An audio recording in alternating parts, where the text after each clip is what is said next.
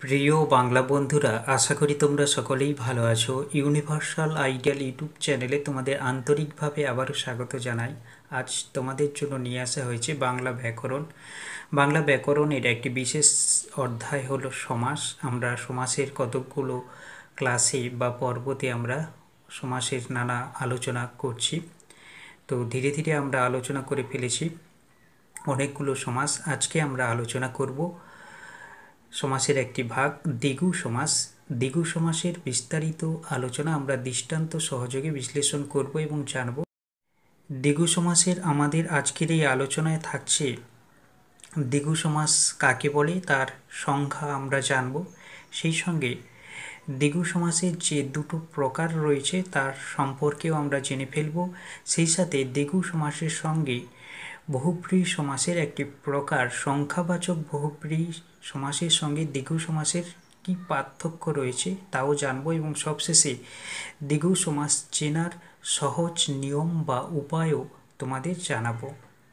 আগের সমাসগুলো আলোচনা পেতে তোমরা এই চ্যানেলের প্লেলিস্টে গিয়ে বাংলা ব্যাকরণ প্লেলিস্ট কিংবা দশম শ্রেণী বা ক্লাস 10 2021 এই প্লেলিস্টে ক্লিক করলে তোমরা এই সমাসের আলোচনাগুলো পেয়ে যাবে।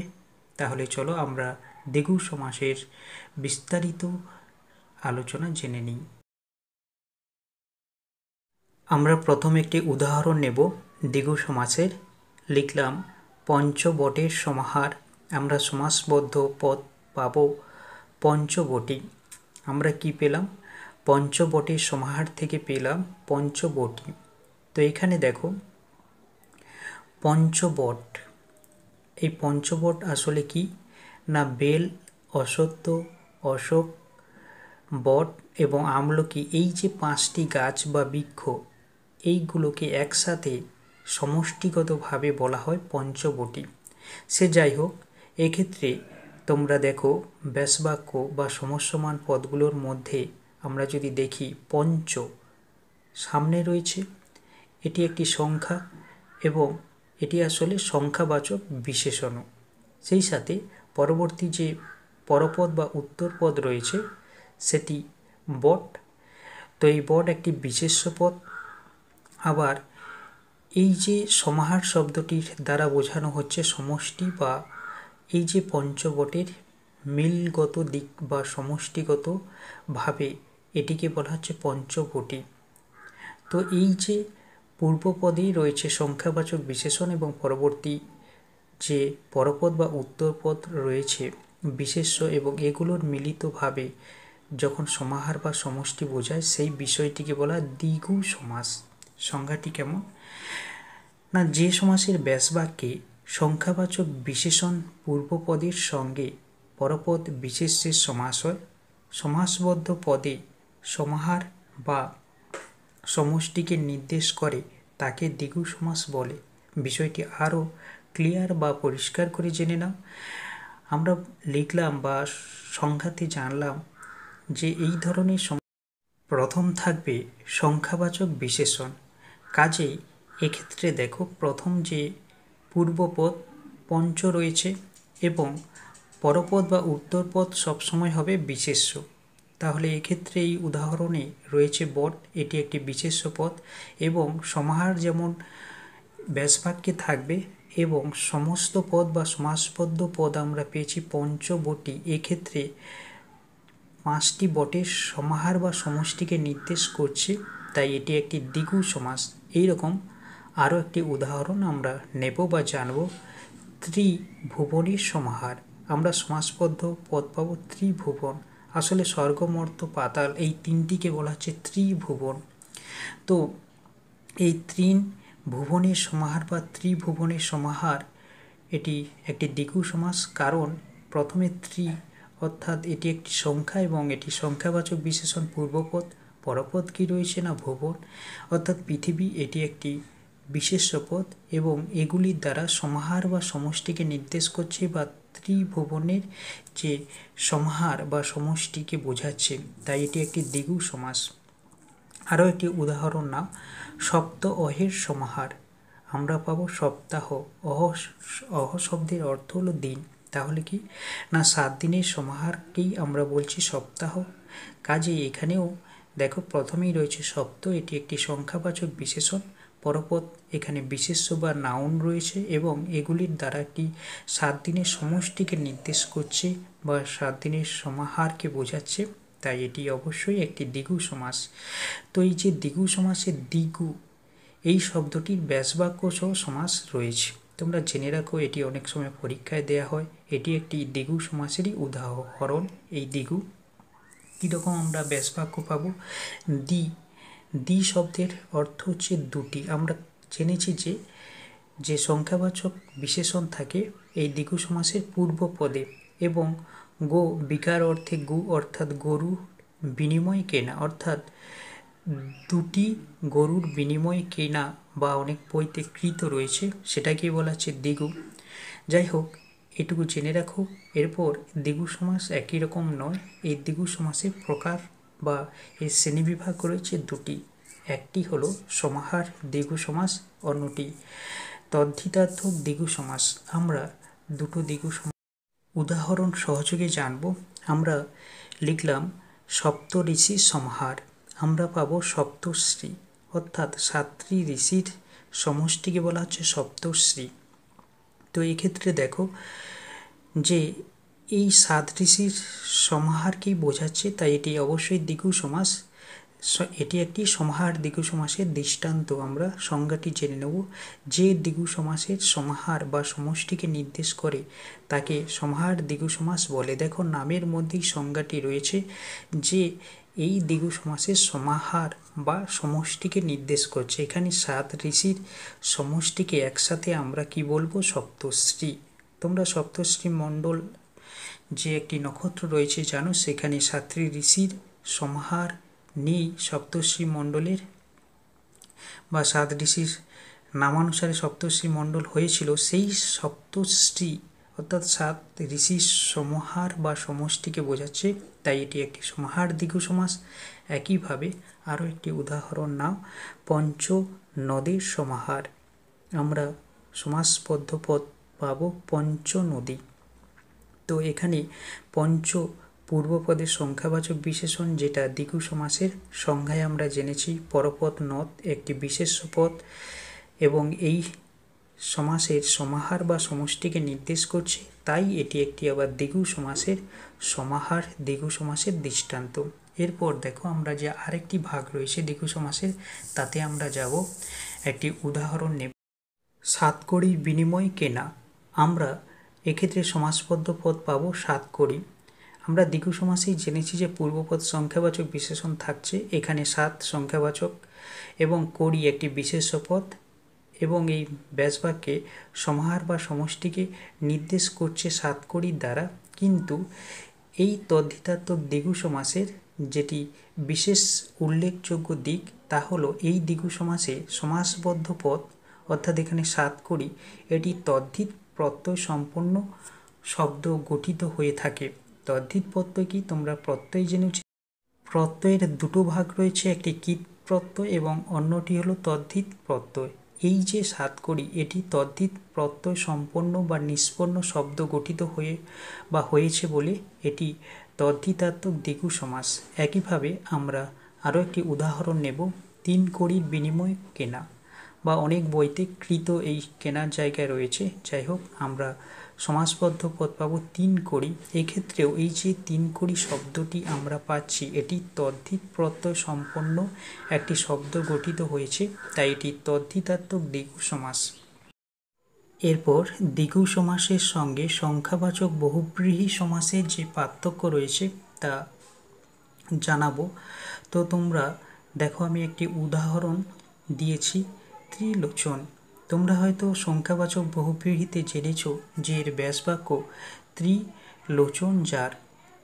তো আমরা এটাকে তো এই দ্বিগু সমাসের মতো ব্যাসবাক্য করতেই পারতাম। তাহলে কি হতো না, ত্রিলোচনের সমাহার আমরা পেতাম ত্রিলোচন। তাহলে সমস্যাটা কোথায়? না, সমস্যাটা এটাই যে এই যে ত্রি অর্থাৎ 3 এটিও সংখ্যাবাচক বিশেষণ। এই যে লোচন অর্থাৎ চোখ, এটি একটি বিশেষ্য। দ্বিগু সমাসেও এটি রয়েছে, কিন্তু ভালো করে লক্ষ্য করো, ত্রিলোচন, যার এর দ্বারা যে আমরা সমাসবদ্ধ পদ পেলাম বা সমস্ত পদ পেলাম, এর দ্বারা কোনো কাউকে বোঝাচ্ছে। এখানে ত্রিলোচনের দ্বারা বোঝানো হচ্ছে মহাদেব বা শিবকে, যার 3টি চোখ বা লোচন রয়েছে। কিন্তু এই যে দ্বিগু সমাস, সেক্ষেত্রে আমরা জেনেছি যে সেটিও সংখ্যাবাচক পূর্বপদ থাকে এবং পরপদ থাকবে বিশেষ্য, কিন্তু এগুলির দ্বারা সমাহার বা সমষ্টিকে নির্দেশ করে। কিন্তু এই ত্রিলোচন, এই যে সমাসবদ্ধ পদ বা এর ব্যাস বাক্যের দ্বারা সমাহার বা সমষ্টিকে বোঝানো হচ্ছে না, এটির দ্বারা মহাদেব বা শিবকে বোঝানো হচ্ছে। তাই এটি একটি বহুব্রীহি সমাস। আমরা বহুব্রীহি সমাসের সংজ্ঞায় জেনেছি বা জানি, যে সমাসের দ্বারা পূর্ব এবং পরপদ, এখানে পূর্বপদ এবং পরপদ লোচন, এগুলির দ্বারা কাউকে না বুঝিয়ে অন্য কোন কাউকে বোঝায় বা অন্য কোনো পদকে বোঝায় বা অন্য কোনো ব্যক্তিকে বোঝায় বা বস্তুকে বোঝায়, এখানে মহাদেব বা শিবকে বোঝানো হচ্ছে। তাই এটি একটি সংখ্যাবাচক বহুব্রীহি, যদিও সংখ্যা পূর্বে রয়েছে এবং পরপদ লোচন বিশেষ্য পদ, তবুও এটি দ্বিগু সমাস নয়। দ্বিগু সমাসের একটি উদাহরণ দিলে তোমরা ক্লিয়ারভাবে, পরিষ্কারভাবে বুঝে ফেলবে। আমরা পুনরায় সেই উদাহরণটি নেব। ত্রিভুবনের সমাহার আমরা পাব ত্রিভুবন। এক্ষেত্রেও অর্থাৎ 3 ভুবনের, অর্থাৎ এখানে পৃথিবীকে বোঝানো হচ্ছে বা এটি একটি বিশেষ্য পদ, পূর্বপদ সংখ্যাবাচক বিশেষণ, কিন্তু স্বর্গ মর্ত্য পাতাল এই 3 ভুবনের সমাহার বা সমষ্টিকে বোঝানো হচ্ছে। এক্ষেত্রে অন্য কাউকে বোঝানো হয়নি, স্বর্গ মর্ত্য পাতালের 3টি সমষ্টিকে বোঝানোর ফলে এটিও সংখ্যাবাচক বহুব্রীহি নয়, এটি একটি দ্বিগু সমাস। কারণ এক্ষেত্রে আমরা জেনেছি এই যে পূর্বপদ সংখ্যাবাচক, পরপদ বিশেষ্য, বহুব্রীহি বাচকের অর্থাৎ বহুব্রীহি সমাসের থাকলেও বা বহুব্রীহি সমাসের সংখ্যাবাচক বহুব্রীহিতে থাকলেও এক্ষেত্রে এই ত্রিভুবনের দ্বারা সমাহার বা সমষ্টিকে বোঝানো হচ্ছে বা নির্দেশ করছে। তাই এটি একটি দ্বিগু সমাসের উদাহরণ। আরও একটি করে আমরা যদি এই সংখ্যাবাচক বহুব্রীহি এবং দ্বিগু সমাসের একটি উদাহরণ নিই, তাহলে তোমরা দেখো, তে মাথা, আমরা এটি ব্যাস বাক্য পাব। তে অর্থাৎ 3 মাথার সমাহার। এক্ষেত্রে সংখ্যাবাচক বিশেষণ রয়েছে পূর্বপদ, মাথা একটি বিশেষ্য পদ, এটি পরপদ হিসেবে কাজ করেছে। এগুলির দ্বারা 3 মাথার সমাহার বা সমষ্টিকে বোঝানো হচ্ছে। একইভাবে আমরা যদি অন্য একটি সংখ্যাবাচক বহুব্রীহি সমাসের দৃষ্টান্ত নিই, দশানন। এক্ষেত্রে 10টি আনন, যার আমরা সমাসবদ্ধ পদ পাব 10টি। পূর্বপদ সংখ্যাবাচক বিশেষণ রয়েছে, পরপদ আনন, আনন শব্দের অর্থ মুখ, তো এটাও একটি বিশেষ্য পদ। তাহলে এক্ষেত্রে দ্বিগু সমাসের সঙ্গে সব মিল রয়েছে, কিন্তু এর দ্বারা কোনো সমাহার বা সমষ্টিকে নির্দেশ করছে না। এক্ষেত্রে কি নির্দেশ করছে? এখানে 10টি মুখ রয়েছে, যার তাকে বোঝাচ্ছে। এখানে 10টি মুখ যার রয়েছে, আমরা জানি যে রাবণের 10টি মুখ রয়েছে, এইরকম পৌরাণিক কাহিনীতে রয়েছে। তাই দশানন দ্বারা রাবণকে বোঝানো হচ্ছে। আর তেমাথা দ্বারা 3 মাথা বা 3 রাস্তা যোগ রয়েছে, সেই জায়গাকে বোঝানো হচ্ছে বা তার সমষ্টিকে বোঝানো হচ্ছে। তাই এটি একটি দ্বিগু সমাসের উদাহরণ। এরপর তোমাদের জানাবো কি করে তোমরা দ্বিগু সমাস চিনবে বা দ্বিগু সমাস চেনার সবচেয়ে সহজ উপায়। আমরা একটি ব্যাসবাক্য সহ সমাসের উদাহরণ নেব। সপ্তরথী সমাহার আমরা পাবো সপ্তরথী। এক্ষেত্রে দেখো, সপ্ত তাহলে সংখ্যাবাচক, প্রথমে বিশেষণ রইবে, অতএব বা থাকবে। অতএব তোমরা প্রথমেই পূর্বপদে যখন সংখ্যাবাচক বিশেষণ থাকবে অর্থাৎ ব্যাসবাক্যে, তখন তোমরা জানবে যে এটি দ্বিগু সমাস হতে পারে, আবার সংখ্যাবাচক বহুব্রীহি সমাস হতে পারে। পরপদ অবশ্যই সবসময় থাকবে বিশেষ্য। এক্ষেত্রে রথী এটিও একটি বিশেষ্য, এবং সমাহার এটি ব্যাসবাক্যে অবশ্যই থাকবে। সমাহার শব্দের অর্থ সমষ্টি। এরপরে সমস্ত পদ আমরা যেটি পাব, সেক্ষেত্রেও একই, যে প্রথম থাকবে সপ্ত, এখানে রয়েছে, এটিও একটি সংখ্যা থাকবে। তখনই আমরা তাকে বুঝে নেব যে দ্বিগু সমাস, আর সেটির দ্বারা যেন সমাহার বা সমষ্টিকে নির্দেশ করে। এবং অন্য কাউকে বোঝালে তখন কিন্তু সেটি দ্বিগু সমাস হবে না, সেটি বোঝাবে তখন সংখ্যাবাচক বহুব্রীহিকে। তো আরও একবার বলছি, প্রথমে সংখ্যা থাকবে এখানে সপ্ত, তারপর নাউন থাকবে বা বিশেষ্য থাকবে, এরপর ব্যাসবাক্যের সমাহার থাকবে বা সমষ্টি শব্দটি উল্লেখ রইবে। যখন আমরা সমাসবদ্ধ পদ পাব সপ্তরথী, এই সামনে থাকবে সংখ্যা অর্থাৎ সংখ্যাবাচক বিশেষণ, পরবর্তী যে রথী এখানে রয়েছে এটি বিশেষ্য। এইভাবে তোমরা দ্বিগু সমাস চিনে ফেলবে আশা রাখি। তো আরও একটি দ্বিগু সমাসের তদ্ধিতাত্মক দ্বিগু সমাসের উদাহরণ দিয়েও বিষয়টি তোমরা বুঝে নাও। 3 কড়ির বিনিময়ে কেনা, আমরা পাবো 3 কড়ি। এক্ষেত্রেও দেখো 3 হলো এটি বিশেষণ, অর্থাৎ এক্ষেত্রে সংখ্যাবাচক বিশেষণ, সংখ্যা রয়েছে, কড়ি একটি বিশেষ্য পদ এবং বিনিময়ে কেনা এইগুলো থাকবে। এবং এর পরবর্তী অংশে 3 কড়ি, এই 3 সংখ্যা রইবে এবং কড়ি বিশেষ্য পদ থাকবে সমস্ত পদে। কাজেই তোমরা প্রথমেই যখন সংখ্যা দেখবে তারপর বিশেষ্য দেখবে এবং সমাহার বা সমষ্টিকে নির্দেশ করবে, তখনই বুঝে ফেলবে এটি দ্বিগু সমাসের একটি দৃষ্টান্ত বা উদাহরণ। দ্বিগু সমাসের বিস্তারিত সামগ্রিক আলোচনা করা হলো। কেমন লাগলো জানিও। ভালো লাগলে এই আলোচনাটি অন্য বন্ধুদের কাছে পৌঁছে দেওয়ার জন্য শেয়ার করো। যারা এই চ্যানেলে নতুন এসেছো, চ্যানেলটি ভালো লাগলে সাবস্ক্রাইব করে নিয়ে বেল আইকন প্রেস করো। আজ এই পর্যন্ত। আবারও বাংলা সমাসের অন্য যে সমাসগুলো রয়েছে, নিত্য সমাস, অব্যয়ীভাব সমাস, বাক্যাশ্রয়ী সমাস, আমরা সেগুলো নিয়ে অন্য ক্লাসে আলোচনা করব। আজ এই পর্যন্ত। সবাই ভালো থাকবে। ধন্যবাদ।